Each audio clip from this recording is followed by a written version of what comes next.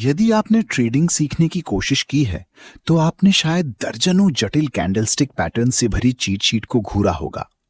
उन सभी आकृतियों को याद रखने से आमतौर पर भ्रम, अलग-थलग अनुमान और अंततः ट्रेडिंग में नुकसान होता है।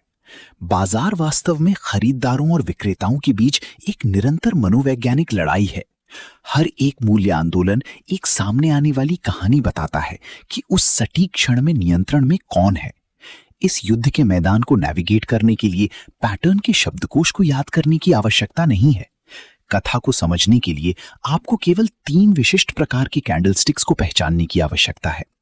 चरण 1, इस वीडियो के साथ अभी एक खाली चार्टिंग सॉफ्टवेयर खोलना है। हम सक्रिय रूप से एक साथ बाजार के संदर्भ का नक्शा तैयार करने जा रहे हैं। अलग थलग आकृतियों को याद करने से लेकर अंतर्निहित बाजार की कथा को पढ़ने तक अपना ध्यान केंद्रित करना एक व्यापार के काम करने की उम्मीद से लेकर ये समझने तक के बदलाव को चिन्हित करता है कि ये काम क्यों करना चाहिए। स्ट्रेंथ कैंडल, ये हमारा पहला प्रकार है। स्ट्रेंथ कैंडल, जो इसके बड़ी शरीर और छोटी बत्तियों द्वारा परिभाषित है। ये आक्रामक नियंत्रण का भौतिक पदचिन्ह है। खरीदारों या विक्रेताओं ने कीमत को इतनी विश्वास के साथ आगे बढ़ाया कि विरोधी पक्ष उन्हें धीमा नहीं कर सका। कंट्रोल शिफ्ट कैंडल, अगला कंट्रोल शिफ्ट कैंडल है, जो एक छोटी शरीर ये मल्टी कैंडल मोमेंटम को दर्शाता है। हम खरीदारों द्वारा कीमतें बढ़ाने में लगने वाले समय की तुलना विक्रेताओं द्वारा उन्हें कम करने में लगने वाले समय से करते हैं।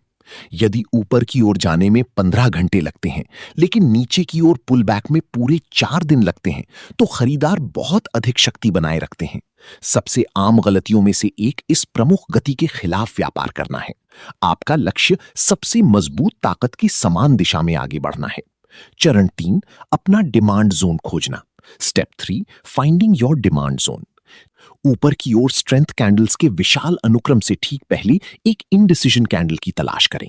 ये क्षेत्र वो पदचिन्ह है जहां बड़े पैमाने पर संस्थागत खरीदारी दर्ज की गई थी। हम उम्मीद करते हैं कि वे खरीदार इस स्तर का बचाव करेंगे।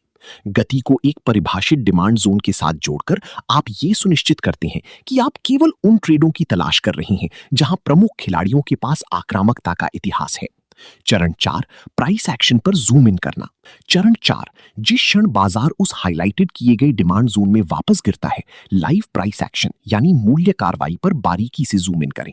जब एक कंट्रोल शिफ्ट कैंडल इस छायांकित बॉक्स से टकराती है, तो ये हमें बताता है कि विक्रेताओं ने नीचे धकेलने की कोशिश की, लेकिन खरीदारों ने तुरंत उन्हें अस्वीकार कर दिया।